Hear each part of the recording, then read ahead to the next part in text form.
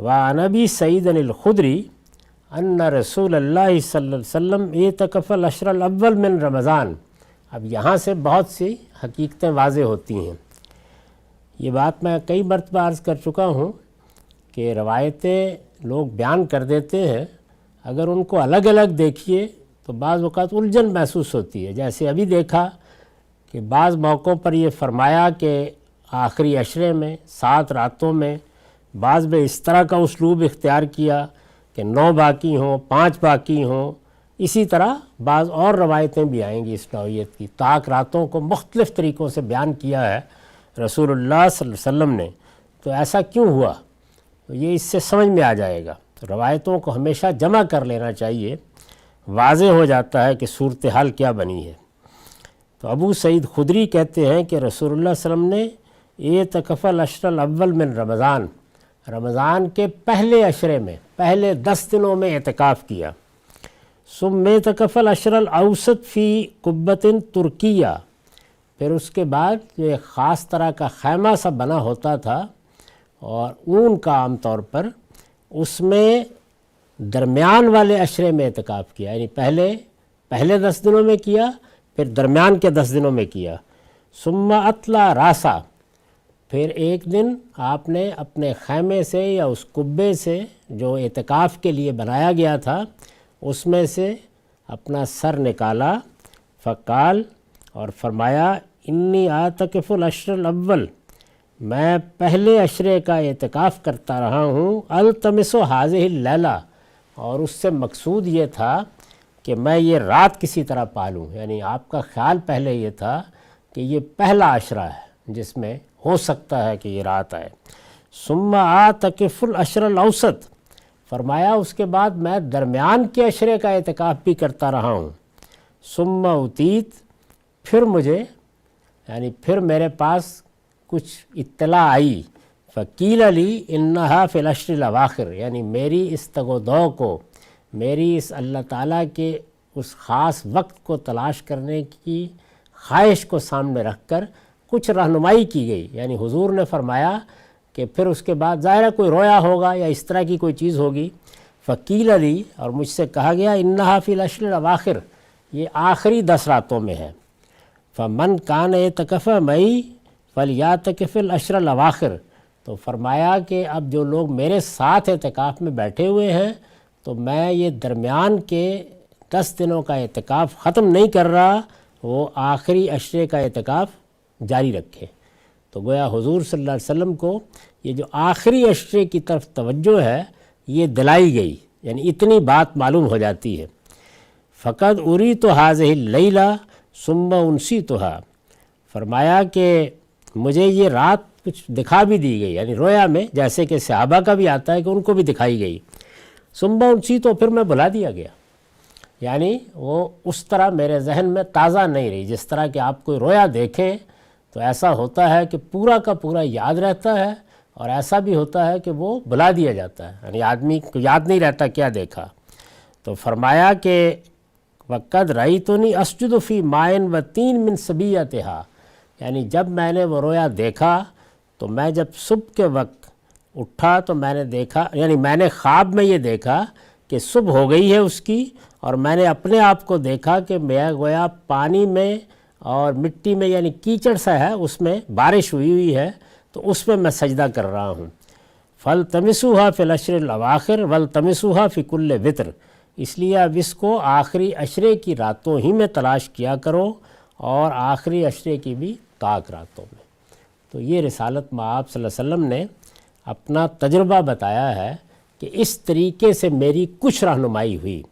یعنی پہلے مرحلے میں تو آپ نے رمضان کا سن کر، لیلۃ القدر کا سن کر خود کوشش کی ہے کہ وہ وقت میسر ہو جائے، پھر پہلے عشرے میں اعتکاف کیا، پھر دوسرے میں کیا، پھر اس کے بعد کچھ رہنمائی ہوئی، پھر فرمایا کہ رہنمائی کی صورت یہ ہوئی کہ گویا ایک رویا دیکھا، وہ بھی بھول گیا، لیکن رویا کیا تھا؟ وہ یہ تھا کہ میں یہ دیکھ رہا ہوں کہ میں سجدہ ریز ہوں، اور کہاں سجدہ ریز ہوں؟ فی ماء و طین من صبیۃھا، یعنی صبح کے وقت یہ صورتحال ہے، تو اس وجہ سے ایسے اس کو تلاش کیا کرو۔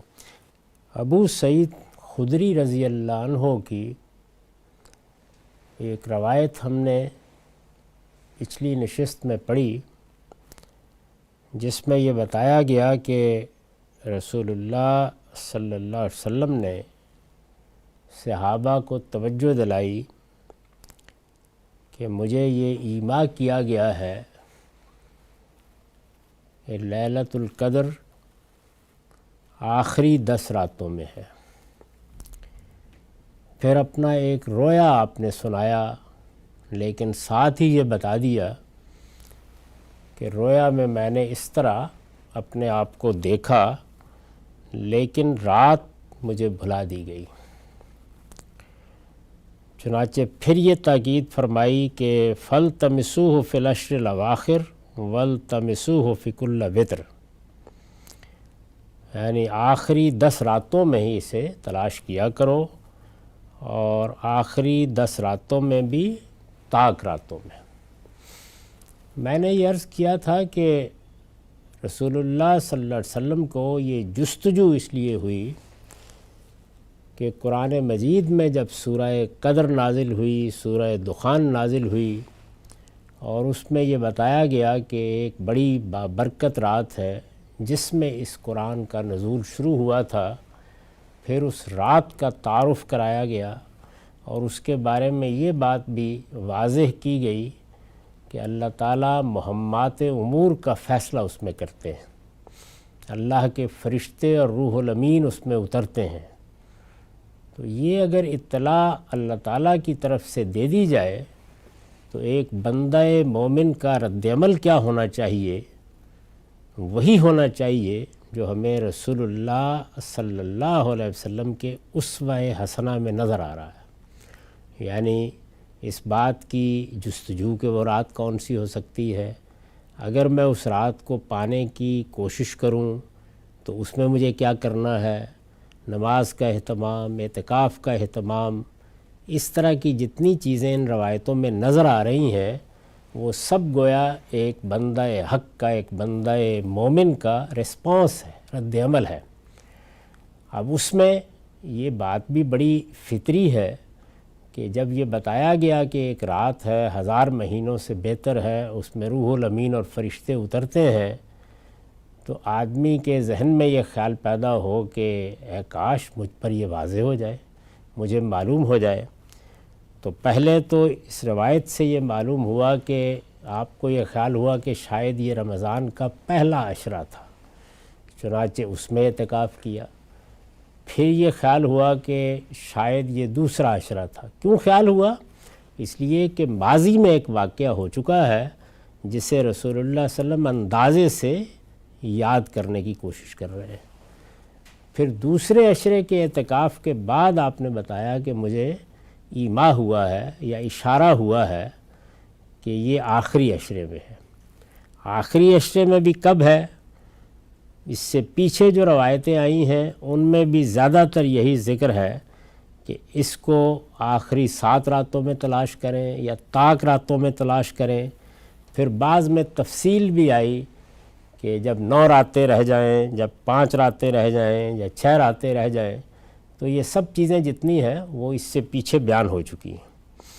اب اس کے بعد یہ کہتے ہیں کہ جس وقت رسول اللہ صلی اللہ علیہ وسلم نے یہ بات ہمیں سنائی، فَمَطَرَتِ السَّمَاءُ تِلْكَ اللَّيْلَةَ، اس رات خوب بارش ہوئی۔ وَكَانَ الْمَسْجِدُ عَلَىٰ عَرِيشٍ، رسول اللہ صلی اللہ علیہ وسلم کی مسجد اس وقت کیا تھی؟ یعنی کھجور کے تنے اور اسی کے پتوں سے پاٹی ہوئی۔ فوقف المسجد، چنانچہ وہ جگہ جگہ سے ٹپکنے لگ گئی۔ فبصرت عینایا رسول اللہ صلی اللہ علیہ وسلم وعلی جبہتہ اثر الماء والتین من صبیۃ 21۔ اب یہ راوی بیان کرتے ہیں، یعنی رسول اللہ صلی اللہ علیہ وسلم کے صحابی بیان کرتے ہیں کہ میں نے، بلکہ میری ان دونوں آنکھوں نے رسول اللہ کو دیکھا، اور آپ کی پیشانی پر یا آپ کی جبین پر کچھ آثار تھے پانی کے اور کیچڑ کے، اور یہ 21ویں کی صبح تھی۔ اس میں رسول اللہ صلی اللہ علیہ وسلم نے تو یہ بتا دیا تھا کہ مجھے بھلا دیا گیا، لیکن جو آپ نے اپنا رویا بیان کیا تھا اس کو سامنے رکھ کر انہوں نے یہ خیال کیا کہ اگر بارش کی وجہ سے اور مسجد کے ٹپکنے کی وجہ سے جو کچھ رویا میں دیکھا گیا تھا وہی صبح ہم نے رسول اللہ صلی اللہ علیہ وسلم کے مبارک چہرے پر دیکھ لیا ہے، تو یہ پھر ہونی چاہیے رات۔ یہ بھی ایک اندازہ اور ایک قیاس ہے، یعنی کوئی متعین بات نہیں کہی گئی، بلکہ وہی جو باتیں یا علامتیں بیان کی جا رہی ہیں ان سے صحابہ بھی قیاس کر رہے ہیں، رسول اللہ صلی اللہ علیہ وسلم بھی کہیں کچھ ایما بیان فرما رہے ہیں اور کہیں آپ قیاس فرما رہے ہیں۔ تو یہ کون سی رات تھی؟ یہ 21ویں کی رات تھی۔ تو اس کی صبح کو رات کی بارش کی وجہ سے جب فجر کی نماز پڑھی گئی تو رسول اللہ کے چہرے پر کچھ آثار نظر آئے، اسی طرح سے کچھ مٹی اور پانی لگا ہوا ہے۔